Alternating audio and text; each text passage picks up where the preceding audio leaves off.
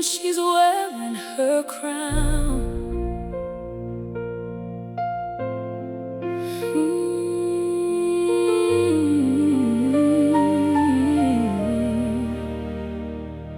She walked through fire, she walked through rain, carried the hurt, carried the pain. Tears in the midnight nobody saw. Still she kept rising after every fall. They tried to break her spirit down, but heaven whispered, hold your ground. Now every scar becomes her light. She found her strength, she found her fight. And every battle made her stronger. Every trial pushed her farther. Now she's standing tall somehow. This is her moment now. She's wearing her crown, no longer hiding her pain. She turned the struggle into power and sunshine after rain. She's wearing her crown with grace and dignity, a queen who learned her worth and finally believes she's wearing her crown.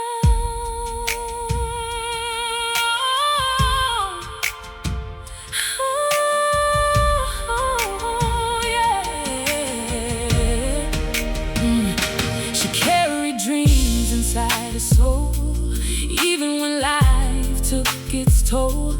Through broken pieces, through goodbye, she kept her faith and learned to fly. No more silence, no more fear. Her voice is powerful and clear.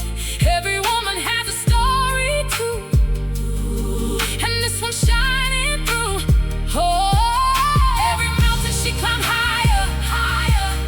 Every setback lit the fire, fire. Now the world can see her glow, and she will never let it go. She's wearing her crown, no longer hiding her pain.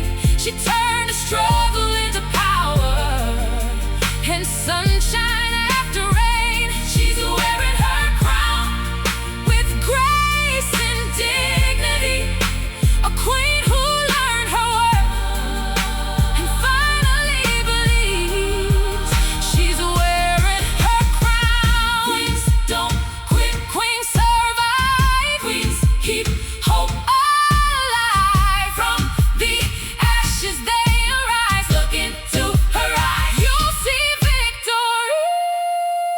She's wearing her crown, walking boldly in her light.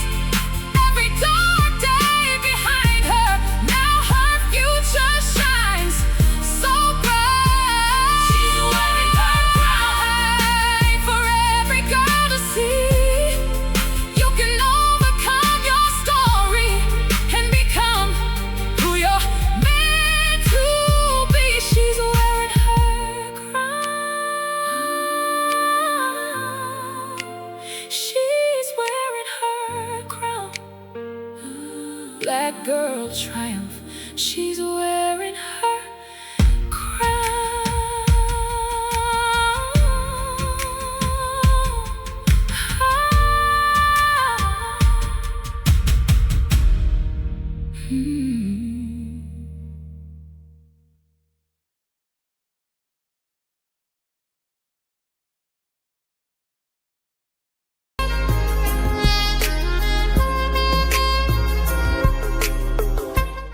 Good evening, everyone. My name is Tony.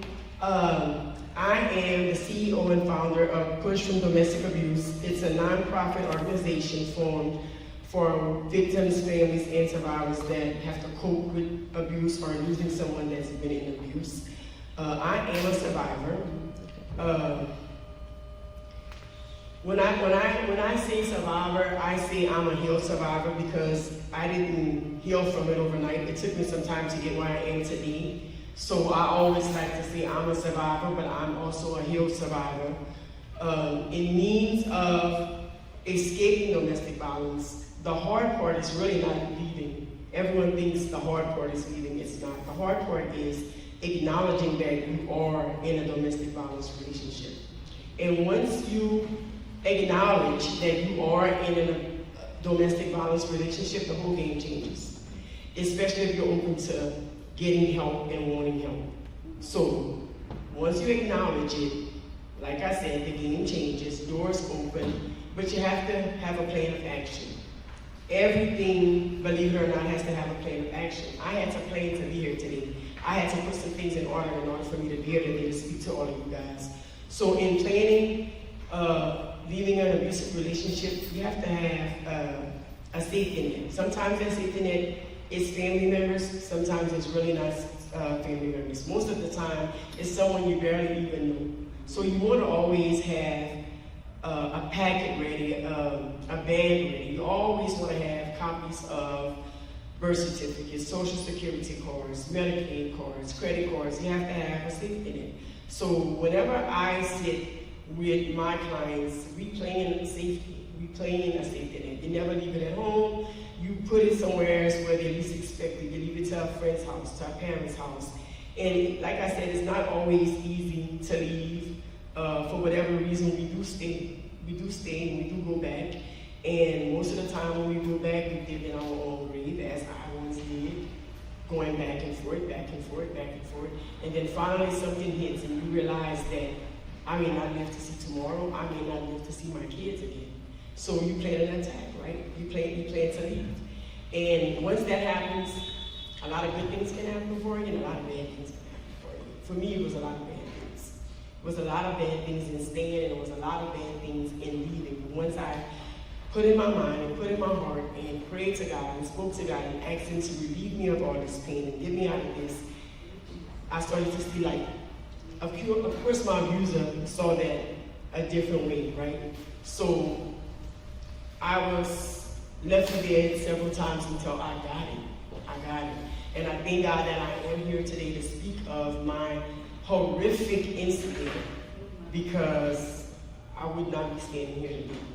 So I want everyone to know that there is a way out. We have national domestic violence hotlines spreading throughout the internet, throughout Facebook. I have a website called pushfromit.org, and we also set issues in place to help place people when they are running from domestic violence. We also may put them up in a room for a night or two, because on the weekends you really cannot get any help. So that's what my focus has been throughout my life. It has been helping women like me to get out of domestic violence. So you'll hear more from me. I've written a book, and it'll be out the last part of this month.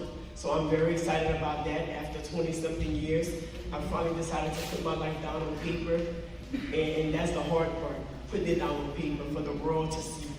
And like I once said before, it was I was hindered because of judgment. I was embarrassed. I didn't want anybody to know my full story. But as I started to counsel women, I saw that my story can definitely help someone. So I want to thank all of you guys for having us here. The story is truly amazing how God is. He's a loving God. He's a merciful God. He's a God that watches over you. Because truly He was watching over her. If you hear her story, it just touched my heart. So it just lets you know what God can do. And that's what we want these young ladies that see this video to understand. If they would just trust and believe in God, they can get out of that situation that they're in. Well, first I just want to thank everybody for coming for all of these ladies, because truly this is our story, and I think all of us has been very, very transparent with our stories and telling the truth about our lives and our experiences, and hopefully it'll help somebody. I don't remember all what mine was asked about, but I know one of the biggest things that saints deal with or struggle with a lot is we want to portray one image in front of people, and then we want to live our lives a different kind of way. And that was my biggest problem. Majority of my life coming up, I wanted people to see me a certain way with a whole while. I would leave church and I would go party, drink, do whatever I wanted to do, but it was like it was important for me to portray the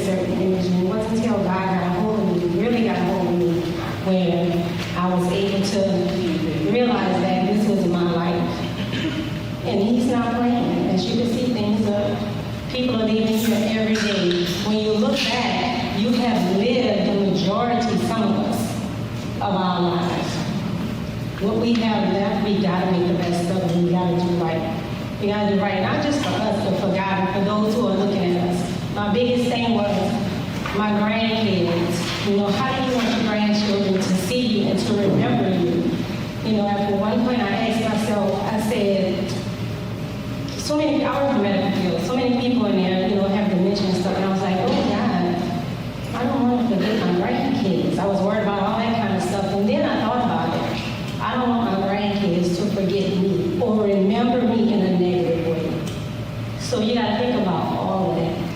So I try to be as transparent as I can, tell the truth about my whole life, and just want everybody to know that if you struggle with any kind of addiction, whether it's drugs, I never really struggled with drugs, but I did have a drinking problem.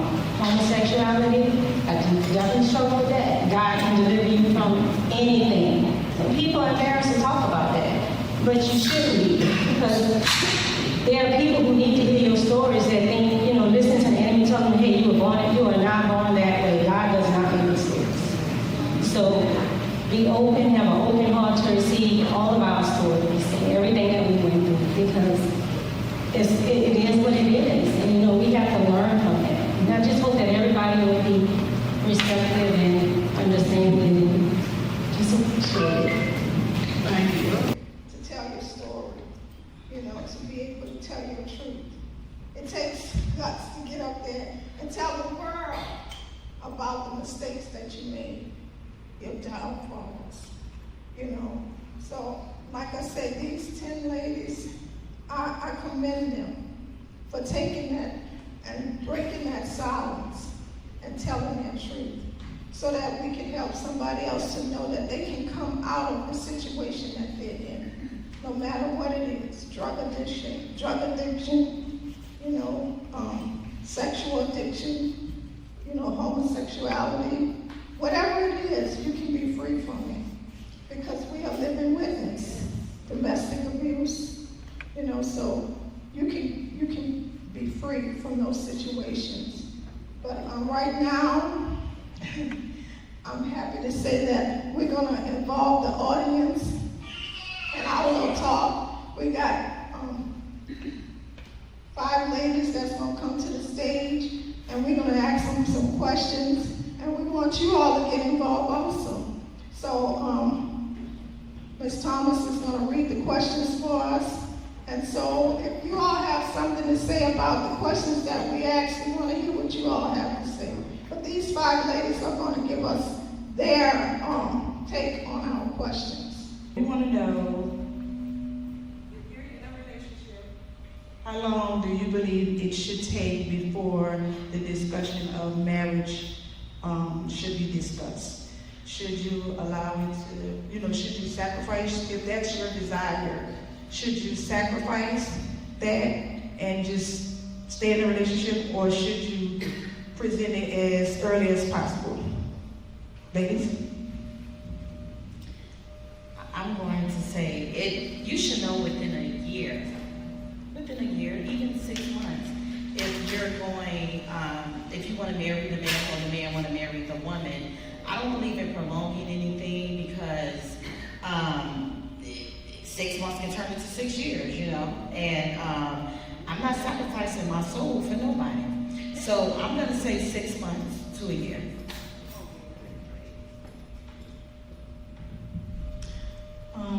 The question is, when should the topic be discussed? Yes. That's correct. I think the topic should be discussed immediately, because I think that we as people, we already have precursors to what we want before we even get in a relationship. And I think there are many questions and answers that have to take place before you even get to the point where you are even talking about marriage. Because you might, as a woman, may want marriage, but you might not be a wife. And he may want to be a husband. He may want marriage, but may not be a husband. So even though you should talk about it immediately, there is a different type of work that should be done to make sure that we are not getting married for anything, and just because to say we're married. Okay? The second thing is, this is about Black girls triumph. And we have a lot of Black women in here. And we often ask Black women when they're going to get married, which is a weird question to me, because women don't propose. It's a man who does the proposing. So why do we keep asking women this question? Because I don't know no woman who don't want to be a wife, or who don't want to get married. But when are we going to put some pressure on these men to make them become the men and the husbands we need so that the women can be married. So I respect the question, and I think it needs to be constantly asked, but I think there are a lot more questions that come before it, and there are a lot more answers that come after it. I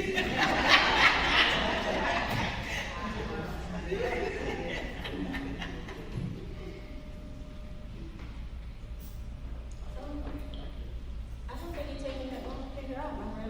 My great-grandmother used to say, you go and get on the bus and you meet somebody on the bus, by the time they get home, they know if you're that person. So I really believe that a man knows in his mind if you are the one within that month, he knows. If he's stringing you along, let him go. I mean, I've never had that issue, unfortunately, because it's the wrong ones, however. But I just know that a man knows, a real man, a godly man knows if this is his wife. This is who he want to marry, because first of all, men look at how you carry yourself, and he knows that if this woman is just somebody that's going to be just something that he just go lay up with, or this is somebody he want to make a wife. So if he's going to keep that one he's going to lay up with, he'll keep you around just like a job. He's going to hold on to this job till he find a better job. So that's exactly what you are. He's going to keep you until he find a better job. But he already knows in his mind that I'm looking for a better job. So I think they know within that first month or so. It's evident. Look at years ago, people, your oldest couple that's been married the longest met within weeks and got married, and teenagers, and they're still together. That says a lot. I mean, it's a game thing to a lot of these ungodly men. Sister Tony over there with her eyes twitching both ways. Okay, so I'm going to take the mic and I'm going to ask the question to these people out here, because I want to hear from you all. When should you put the pressure on? Like, I like what Lakeisha said. When they walk in the door, I'm going to tell you, that's why I've been married 3 times to the wrong people. Because when they walk in the door talking to me, I'm letting them know that you're not getting the cookies without me having something. Come on, you want money? You gonna give me the money? So I want to know, yes, I said the cookies, but I'm just saying. I want to hear from these ladies out here. When should the pressure be put on? Or should you put the pressure on? Or should you just say, okay, come on. Okay.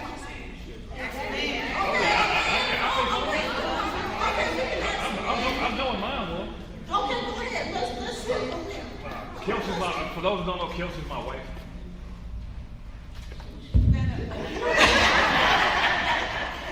How y'all doing? Kelsey's my wife.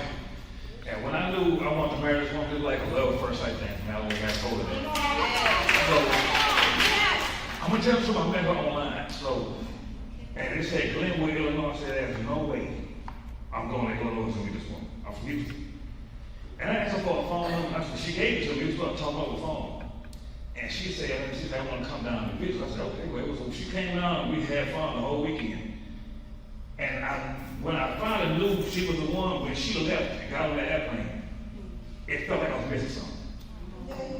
I got back in I hugged her, gave her a kiss. When I got back in the car, I was like, wait a minute, I got my wallet, I got my phone. Something is missing. And I got back to the hotel and packed my stuff. I was like, man, I said, man, I got this. And some say, hey man, you know what you missing. And I called up, but she got home, I was at work. She was on my mind at work. I mean, there were certain songs that I was thinking about. And it was like, I never felt like that about anyone. I never felt like that about any woman. So I was like, man, I can't shake it. And I tried, and I can't shake it, it's so wrong. So we was talking on the phone, I think I just went ahead and asked, hey man, I don't know you like that, but when we gonna, I said, if you want to get married, and she called for me, she said, what? I said, man, I hope I ain't scared off with it. I tell people a lot of times, I have to fight for that woman. Because she wasn't into me like that when we first met. I could tell by our conversation, she would talk about me a lot. So, I some say, man, she playing or she serious? Cause if she playing or if she's serious, it's gonna take more than that. It's gonna take more than what she's doing to get rid of me. Okay, I got it. We've been together 12 months, 12 years. Or anniversary, the same way we've been married 10 years. She gave me my first 3 babies. She gave me 3 boys. And that's what I asked God for. I asked the boys, I wanted 1, ended up with 3. That's all right. To people out here that have relationships and you with somebody and you've been with this cat for more than 2 years, you playing. That's right, David. From my experience, you I playing. like this. I like this. If you don't believe it, keep asking them to find out. All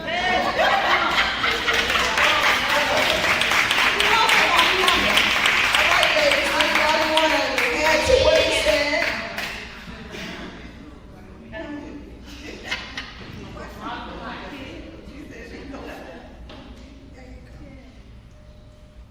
I'm not really sure of like what your relationship status up here, but I am divorced and single again. And I've been dating, and I know for a fact that the dating pool is trash. So we can say that, oh, you have to put the pressure on a man, but if you're dating with the intentions of marriage as a woman, if you're dating with the intentions of a long-term relationship as a woman, I think that it shouldn't take you long to express that to the person that you're talking to or dating. I think that should be in your first conversation. I'm ready for marriage. That's something that I see in my future. I want to be a wife. I want to have kids. So that you can gauge if that person that you're dating, you're talking to, is ready for that as well. Because a lot of men, a lot of people that are dating, they will say something and do another thing. So it's up to you to set those boundaries and make sure that they follow those boundaries. And if they don't, then they know where to go. There's the door. So.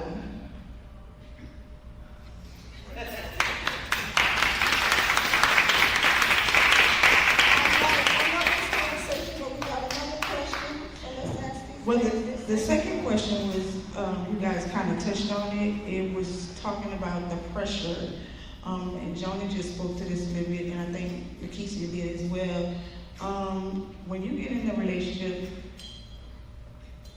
at the beginning, like she said, you should know the intentions of this relationship. Like, we're not just, especially when you get to a certain age, we're not just dating to be dating. There is an end goal here, and that should be marriage. So I agree with a couple of these ladies up here when they said it should be discussed at the beginning of the relationship, because what are we doing if we just not talking about it? Like, why are we just doing this? I mean, a couple of you here know me and my husband met when we were 16. So of course, I know I wanted to be married, but that wasn't our discussion at that age. But when we did get of age and we had our first child, we did immediately discuss, let's get married. But sometimes people get in relationships in their 30s and 40s, and they're just allowing themselves to continue in this relationship knowing their desire is to be married. So why put your desire to the side when you know that is your heart's desire? And if I feel like Ernest, a man knows if he wants to be, even though we were 16, my husband said he knew he wanted to marry me at that age. So if he said that at 16, a grown man, come on, y'all. What we doing? So that was the question. Does putting the pressure on a man, I feel like a woman too, because they got some women out here who playing games too. Let's talk about it. So if both parties are not, in agreement with that, what are you doing? So do you feel like the pressure, if you have that discussion, does it run the person away? If it does, they weren't supposed to be. You want to answer that? So, is it really pressure? Sorry. Get my thoughts together. So, you say pressure. sometimes you just don't know what you really want. You want a companionship. And I'm going to use me. I always going to use me as an example. I came out of a divorce. I know what I had in that previous marriage, and I needed a companionship. I think I was married within a year of my divorce to the husband I have now. Is it always a good situation? No. So it wasn't pressure, but I wanted another relationship. I'm used to being married. So I wanted another relationship. So sometimes you just also don't know what you want. You just want that companionship. And sometimes, even at this age, because I got to be married in my 40s, you just want companionship, however it's going to come. Beautiful answer. I think that we have given you a multitude of answers, so we don't want to confuse you. So let me give you the source, God. The question is, what does the Bible say? Because everybody got an opinion. You just heard about 12 of them. Social media, this is a hot topic. Everybody got a podcast. Everybody got the same old question. It's been discussed and over-discussed and under-discussed.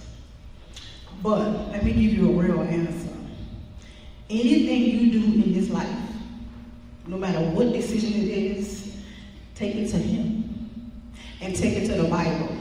And you take everybody's opinion here and you go weigh it against the Word, the truth, what God said.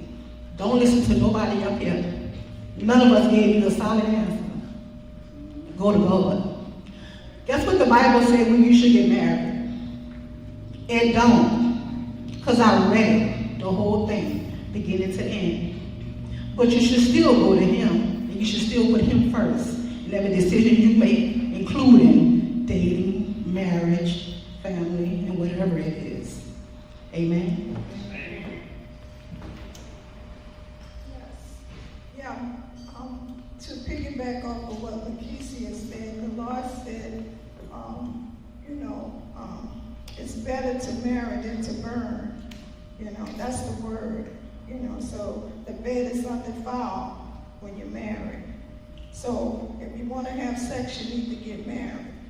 Now, if you don't want to have, you're going to keep yourself from having sex, we're just being real. Stay by yourself. But if you feel like that you want to be with somebody, the Lord said, marry him. So it's just for me, because I was talking to Johnny before we came. It's just for me.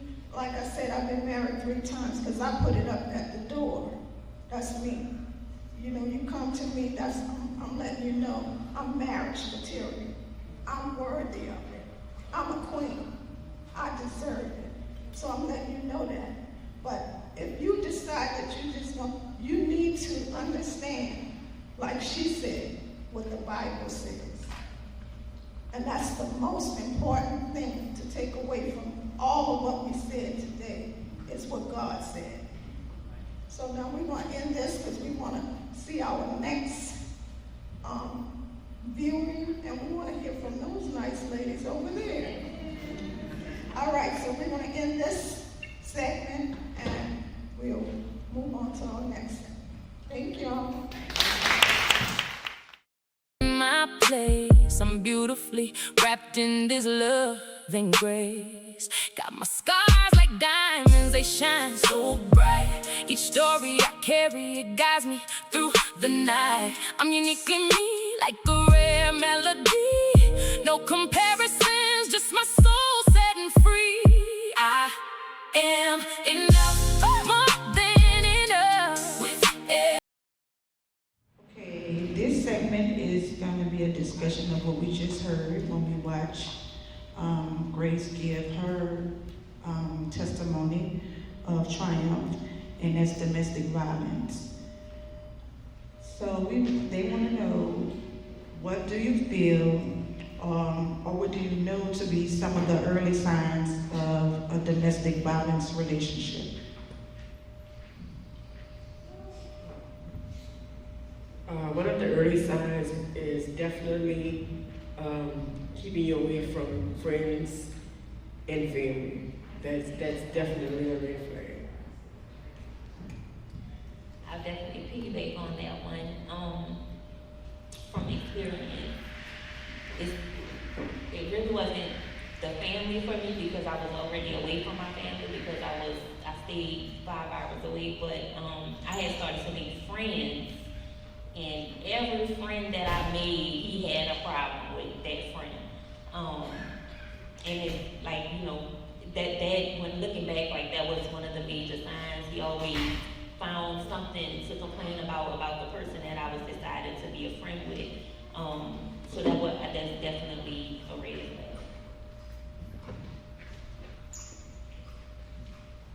flag. For me, it was more of jealousy and control. And I mean like simple, very simple things. I remember a particular time when I was going to get something to eat with a family member and a friend. We were riding on an older man's back truck, which he was like a father, you know, old enough to be my father. And when he seen us riding with him to go get something to eat, he started throwing stuff at the vehicle while we were passing by. And at the time, I'm like, how, you know, like, who do all that? Like, you know, and I thought it was funny at the time, but that definitely was a sign of someone being emotionally unstable.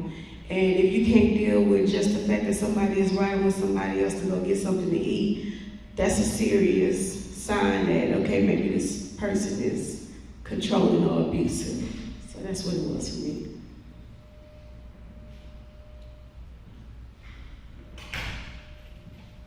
Or even signs such as them being angry because someone is looking at you, looking your way. They are upset because somebody gives you a compliment. Anything that comes across as them having an issue with anybody saying anything nice or positive about you, you know something is wrong. Do not take that lightly. And don't feel like you have to take anything, just anybody because of an age. You have to know your worth. You have to know that you are worth more than somebody trying to always put you down.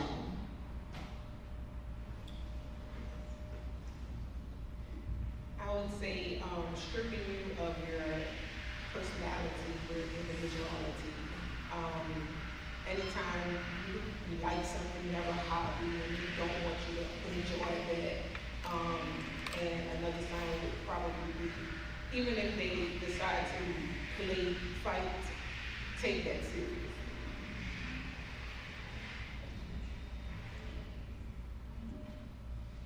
I'll add to that one because that resonates with me with the stripping you of your personality because after that relationship I had to find myself again. Like I wasn't myself at all. Like things that I like to do, my personality, my personality was gone after that relationship because that's what they do. They try to take that, you know, make you feel less valuable. So you second guess yourself on a lot of things. I'm usually way more talkative, but just hearing her story put me in a state of shock because it's like every single thing you said, I lived in that moment. So that kind of startled me for a little bit. But from jealousy to personality traits to isolation, all red flags that should not be ignored.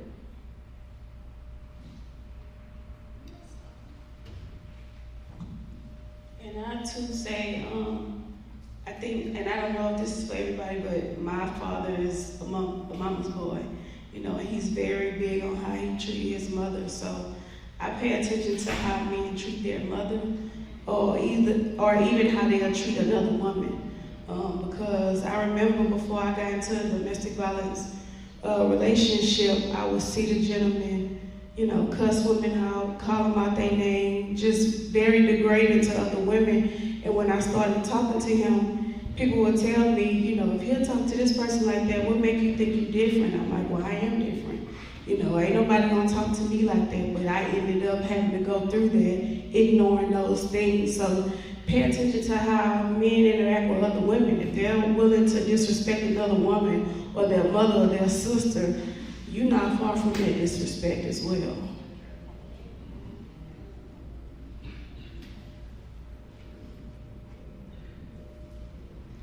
Well, I actually do have something else to add. And parents, please pay attention to your young girls. When I was in an abusive relationship, I was only 12 years old.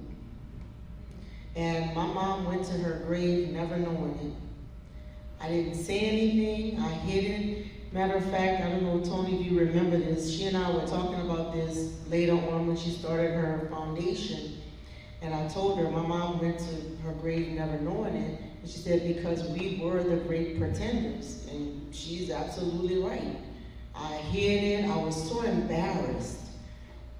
I was a straight A student. I should not have even been in that relationship in the first place. But I was too embarrassed to let my mom know. And then I was angry at my mama because I felt like she should have known. So pay attention to your children if they start retreating to their room, if they start hiding, if they start moving away from family time. You should always have family time with your children. You should be in their lives. You should have conversations with them every single day. And know if there is some type of change that has happened in them, you need to be investigating the why. Especially when they call themselves having boyfriends, girlfriends. So please be in tune with your kids because it can happen at any age.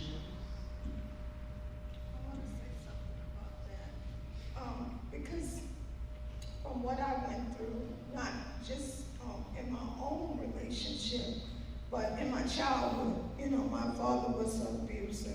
And so I lived in a turmoil home, you know, and so for me, when I had kids, I was just telling Joni that I wanted that curse to be broken. You know, this is gonna stop with me. None of my kids are gonna go through domestic abuse and be abused, and not even through divorce, because I like I said, I got married 3 times because I demanded that, but I demanded it with all the wrong people. But I wanted my kids to understand what I went through, so I talked to them, and just like Kim's saying, I had very, very deep conversation with my children. I opened up to them about what I went through. I didn't hide it from them, and I talked to them. So I made sure that I wanted them to know that their worth. You know, I wanted them to know, even my son, you know, my daughters, I wanted them to know that, yes, I went through these pains, and you know, my mom went through those pains, but I did not want my children to go through that. So it's very important that you talk to your kids. I mean, when they got in the car, you know, I made sure, because kids get molested at school, and kids go through a lot of different things. I mean, the kids in the school, in the bathroom, children molest each other. You know, I talk to my kids. I talk to them about when they get in the car, when they went to school, what happened. You know what I'm saying? I want to know what the teacher said or what went on, you know, when it was in nursery. So, yes, I talk to them a lot. And so that is very, very important for a parent to be very involved in your kids, not just for sports, not just for dance, not just for performance, because my grandkids do all of those things. You know, they're into sports, they do performance, but yes, that's all great. But I want them to know that they need to protect themselves and they have to open up. If somebody touched them or do anything to them, they should come and talk to you. So parents should be very involved in their life.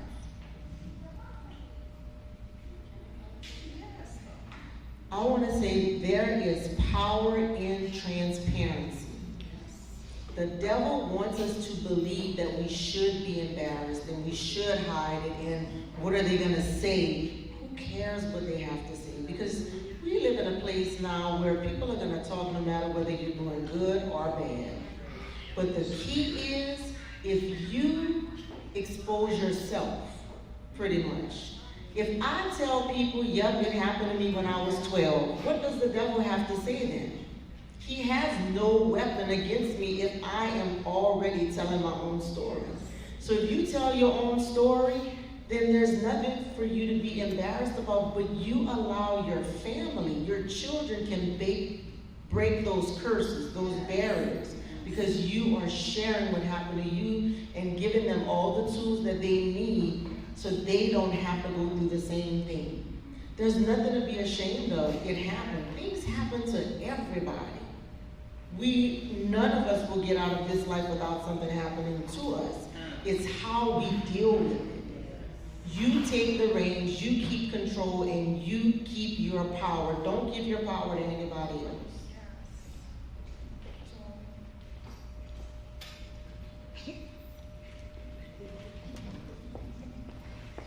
I really don't have anything to add. These beautiful ladies said enough for me. Domestic violence is something very serious, and it doesn't just happen in romantic relationships. It also happens with sometimes our parents and, siblings. So whenever you're in that situation, I think it's very important to find help, find a source that will help you. Yes, that's so true, because I tell my kids all the time, because I lived in a traumatic home life as a child, I pray for kids all the time, because kids are molested sometimes by their parents, by their siblings, so kids go through a lot. And so I constantly pray for children, and you don't pick your parents. You don't pick who your mom and dad is, the family that you are born into. So it's just, that it's unfortunate for some kids that they have to go through that traumatic situation like I did. And I never had a really childlike where I can say I enjoyed being a kid. I grew up at 8 years old. I had to take care of my mom. I had to learn how to cook. I had to learn how to clean up at 8. I mean, a kid at 8 years old should be having fun. I'd be thinking about kid things. They shouldn't be thinking about grown-up things. Well, I have to think about grown-up things. So I grew up really fast. I didn't have a real child life. So I really pray for the kids, because it's very important for them to experience being a kid, and enjoy what kids do.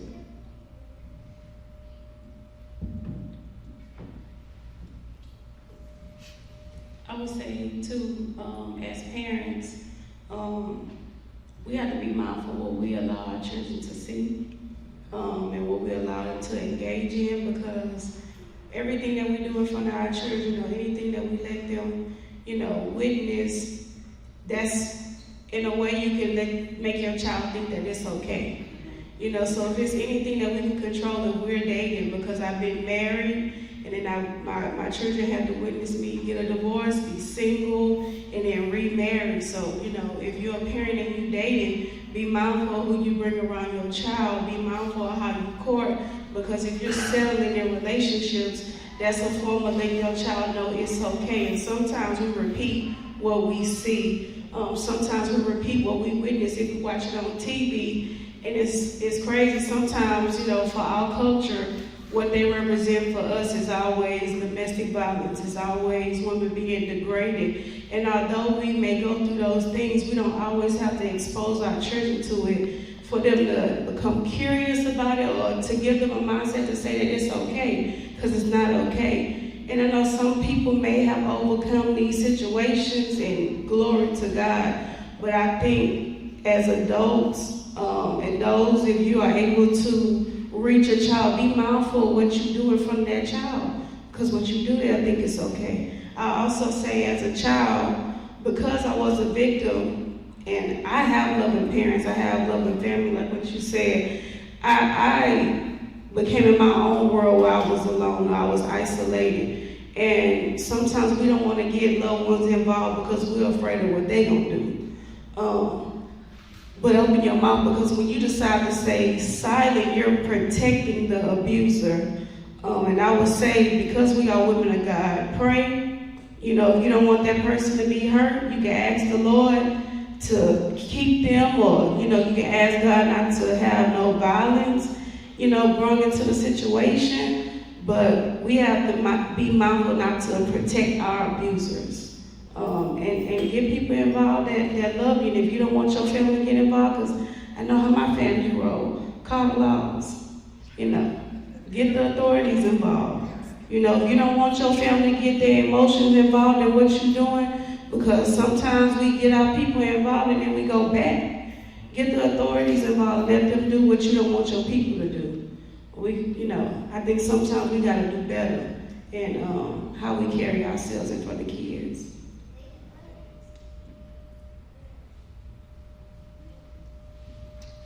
Okay, anybody else have it? You have something? Okay. I'll piggyback off of what you said. We do have a way of protecting the people that hurt us the most. I think for me, in my situation that I was in, I made a lot of excuses for that man. I made a lot of excuses.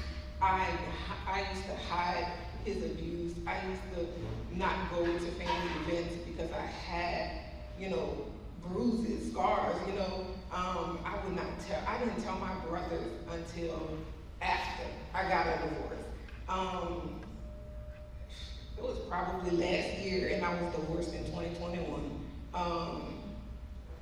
I know that it's easy, you know, you can easily make excuses for somebody that you love, but when it starts getting physical and it's mental abuse and emotional abuse, it's something different. We have to, you know, we have to put a stop to that. We have to speak up. We have to let our loved ones know that we're being abused. Find a safe space. Find someone safe to talk to, because not everybody that loves us is a safe space.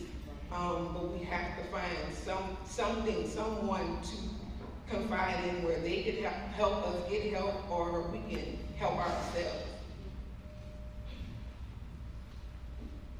One thing I want to say about domestic abuse, when it comes down to, Denise said, I think that the police is the best way for my family, because if I'd have got my family involved, it's going to be some rumbling and tumbling. It's going to be some shooting and fighting. It's going to be some killing. I'm just saying. I mean, you know, because like I said, you know, in my documentary, at one time, that was me. I was rough. And a lot of my family members didn't know it. But I mean, people were afraid of me. That's how angry, and that's how mean and bad I was. You couldn't touch me. And I'm telling you, if I would went and told my family what was going on, it wasn't going to be nice. So it's best to get the police involved and leave your family out of it, because a lot of times when family get involved, some families have lost their life trying to protect their loved ones. You know, so we don't want our loved ones to lose their life trying to protect us. So it's better to get the police involved. But like I said, I know how my family is. Like Denise said, my family ain't nothing nice. My son-in-laws, my nephews, it would be some awful stuff on them. So you just call the police, or like this young lady, she got her organization. You find an organization that's going to help you to escape that situation. But don't get your family involved and get them hurt or killed. And we don't want you to get killed who are living in those types of situations. There's avenues, there's organizations, the police, there's, you know, ways that I went to the battered women's shelter, so there's ways for you to escape from them. But, you know, I don't want you to get your family involved and then you be sad, because, I mean, we don't know if you're going to die and your family going to die. So, you know, it's best to escape. And, because, like I said, for me, breaking that generational curse,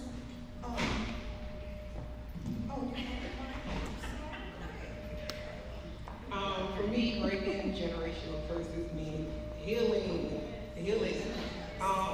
going outside of the house and healing, because a lot of black households like to keep the drama in the house, and you can't heal like that. You gotta unearth the problem to deal with it. And sometimes it's more than the Bible. I mean, the Bible is a good tool, and God is everything. Yes, I do agree we should go to the throne before the phone. But sometimes that is not enough. You need therapy. Sometimes you need medication. Sometimes you need self-reflection. Sometimes you need to discover yourself and what makes you happy. What does that look like for you? Sometimes we get in relationships, we don't even know what we want our happy, healthy relationship to look like. Us, ourselves. We don't know what we want it to look like. But you expect somebody to come in and make you happy. And you're not even happy yourself. You don't know what that looks like. Yes. So I think that's what breaking generational curses means for me. I'll say this, I come from a family where my mom is one of 11. Nobody has a healthy marriage at all. The men, they've all kind of fed off of one another, where you don't tie yourself down to one woman. I never saw a healthy marriage. However, I knew I wanted a healthy marriage. And I made a decision. When my husband and I got married, I knew what I wanted, I knew what I didn't want, and it was me praying to God to show me the way. How do I do this, Lord? And pretty much God was just like, you know what? You do what I am telling you to do.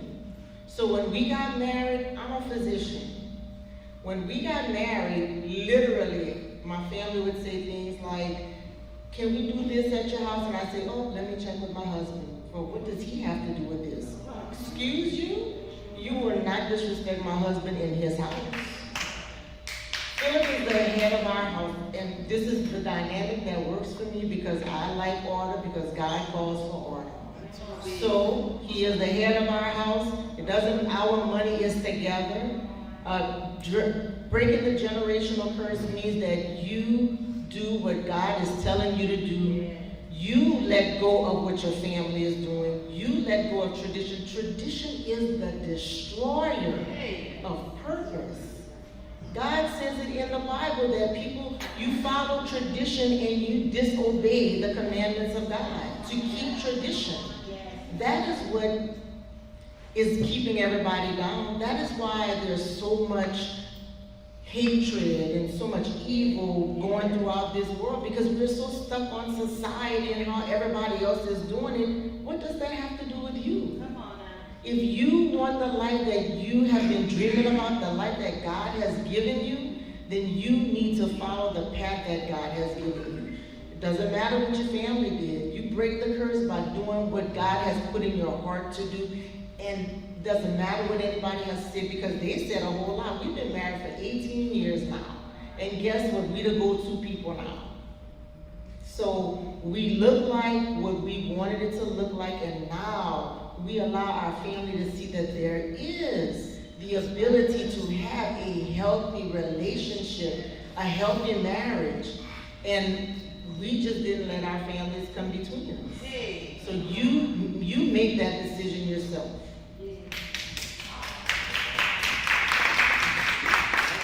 I would say two. One, I think it's a lot of steps.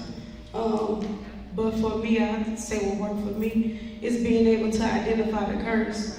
And so a lot of times, I'm big on telling people, a lot of times we like to fix the fruit without fixing the root. And you cannot change the fruit without dealing with the root of the matter. So sometimes it's just mindsets that need to change. For me, I had to sit before the Lord and ask the Lord, how did I even get here? Because you was angry. How I got angry? Because you don't like nobody to tell your behind nothing. I was stubborn, you know what I'm saying? So I want to do whatever I want to do whenever I want to do it. So when I left home, that's just what I did. Nobody could tell me nothing. I think we have to be able to identify what the curse is and then find out how we agree with it. Again, that mindset is something terrible when we don't want to change our way of thinking. And so my mindset had to change. And then after that, once I realized I got issues, how I'm gonna get from my issues to purpose, how I'm gonna get from my issues to being better. You have to be around people that's already where you want to go. So we can't be intimidated. A lot of times in our culture, we are intimidated. A lot of times we're competitive, we're envious of somebody having more than us or somebody doing better than us. How are we gonna be better if we can't be around better? So you have to be willing to, shift your mindset, shift your location, shift what you hang around, and then we can't take everybody with us, especially while we're breaking it. A lot of times while we're trying to come out of things, we want to bring our family, we want to bring our friends that's still bound, and you can't take nobody nowhere until you come out of it. That's how we relapse. That's how we start back doing the same thing, because we're trying to bring everybody with us while we still going through the process. No, go through the process, get healed, get restored, then you go back and get your people. So, it's a lot of steps that you have to put into it, but you have to be real with yourself. Because we can say it's our parents' fault because our parents did this. It's our granddaddy's fault because our granddaddy did this. My daddy wasn't there, he did. Baby, what's wrong with you? How you gonna get better? We can't live blaming everybody else for what we are. So being responsible, being accountable, being with people that believe in where you have to go. Because then you can have somebody tell you I can get you there because they're there, but they don't really want you to go there. Or they don't want you to exceed where they are. So be with people that's like-minded, but that's okay with you passing them up. And find you some real agreement, but find you agreement that's an example of what they tell you, not just preaching to you and not practicing it. That's what worked for me.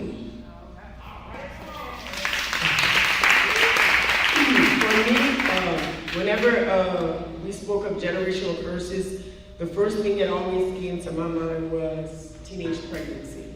My sister and I both had kids at 60 years old, so that was my major focus for the longest time as soon as I had daughters.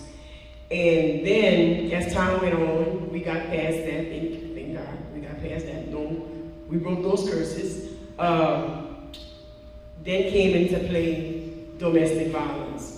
So they're very, very well educated on domestic violence, where they are now sending their friends over to be counseled. So just that in itself is us breaking generational curses with teenage pregnancy, with divorce, because my parents got divorced when we were at an early age. So we've been hit with teenage pregnancy, childhood divorce, domestic violence. So whenever we help one, we reach one, we continue to break those generational curses for years to come, because first it started with me, and then it's my daughters, and we're gonna keep pushing, and we're gonna keep pushing. So that's what it is for me.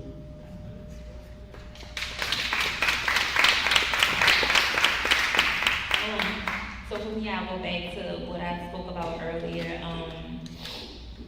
You can't heal what you don't reveal. So the first step is to actually do that self-reflection and understand where the problem is, and break those traditions, like you said, because that happened when we were children and that's how we were raised, it doesn't mean that that's right. And just because this person is living this way and you see this going a certain way, it doesn't mean that that's the pattern that has to keep on going. So actually sitting down and doing that self-reflection and revealing that there is a problem, because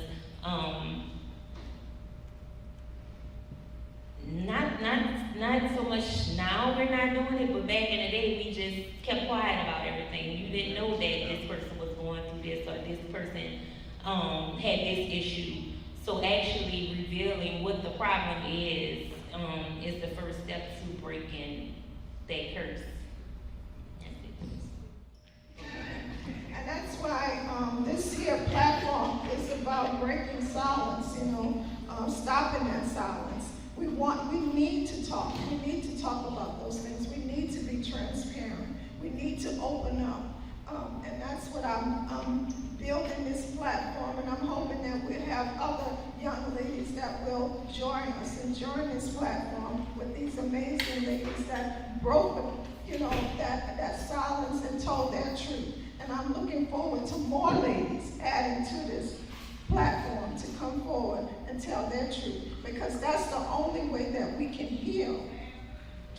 Revealing the pain, the hurt, so we can get over it. And so I'm just excited. You all just don't know how much this means to me for these ladies to join me. I could have asked, I asked many more ladies, and they have been through some traumatic things, but everybody ain't brave enough. Everybody don't have that courage enough to stand before the world and tell their mistakes. Hi, darling. To tell their mistakes. It takes courage. But that courage is helping somebody else. We helping somebody else to know that if each one of us came through our pain, our sorrow, our grief, whatever it was, you can do it too. That's what we're telling you, that you can make that change in your life. And that's what I hope, that whatever I've done so far, that I can reach one person to realize that you can make that change. And I appreciate these young men talking. I really do. I really appreciate it. But this is so true, because when I was a kid, and I'm a young lady now, but when I was a kid, there was like, your parents speak to you, but you don't say anything. They said, what's the rule was? You speak, the parents speak, but you can't speak. There you go, that's it. That's what I'm looking for. And that's the way I was raised. So you couldn't talk, you're not gonna talk back. Now, in my case, that wasn't true, because I talked back. I'm telling you, my dad slapped me so hard one time. I was sassy. I'm telling you, I was angry. I riled up against him, and he was my dad. So, if I tell you, a white man came to our door one day looking for my dad. My dad was supposed to be paying some bill. I was 12 years old. I told that man, if you don't get from in front of this door. He said, well, I came from Mr. Ayers. I said, I don't care who you came from. He said, well, he's supposed to be paying the bill. I said, man, your business got more money than my daddy had. You better get away from in front of this door. Did you hear what I said? I said, get away from in front of this door. Now, I was 12 years old. I didn't care. But that's what I'm saying. But back in the day, you couldn't be talking, you couldn't tell your parents what's going on. I told my kids, if I hurt them, if I hurt their feelings, if something was wrong, I wanted to know. I didn't want them to, I hurt them and they couldn't tell me. And baby, my son let me have it. You understand me? Yeah, he's a young man. He's grown, he's married, but things that I didn't realize, as a parent when he was a kid, but he let me know. But I told him to do that. It might hurt my feelings. It might make me feel bad, but it helped me to grow. And that's what I want people to understand. Just like that young man said, too many times our people want to keep things pushed under the rug. And they want it hidden. But we need to break that. And these ladies are doing that. And I commend them. So you all give them a clap for that.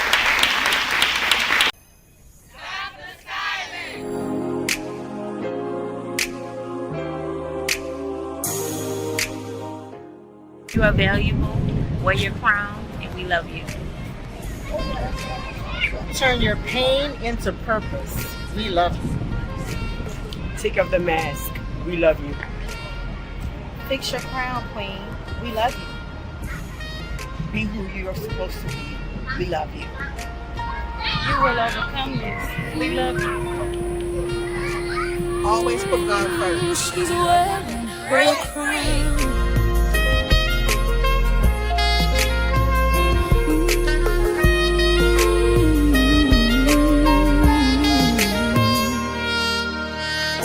She walked through fire, she walked through rain,